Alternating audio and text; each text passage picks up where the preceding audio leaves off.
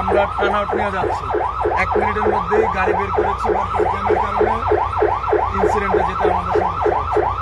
আমাদের কিন্তু কিছু লোক প্রশ্ন করে, স্যার আমাদের এত দেরি হয় কেন? এটাই একটা অন্যতম কারণ, জ্যামের হচ্ছে অন্যতম কারণ। যে জায়গায় আমরা 5 মিনিট যাবত দাঁড়ায় আছি, ঢাকা বিশ্ববিদ্যালয়ের সামনে কার্জন হলের অপোজিটে 5 মিনিটের বেশি দাঁড়ায় আছি। আমরা উদ্ধার কার্যক্রমে যাচ্ছি সকালবেলা এটি টার্ন আউট নিয়ে। তো আপনারাই দেখেন, যে বলেন যে ফায়ার সার্ভিস দ্রুত আসে না কেন, দ্রুত আসে না কেন, আগুন নিভে যাওয়ার পরে আসে। আমরা এই একটা স্পটেই 5 মিনিটের বেশি দাঁড়ায় আছি, তাহলে আমরা কিভাবে দ্রুত যাব?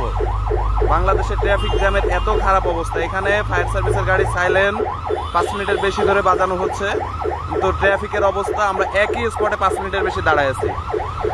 স্থান কার্জন হলের অপোজিটে, কর্মচারী হাসপাতালের সামনে।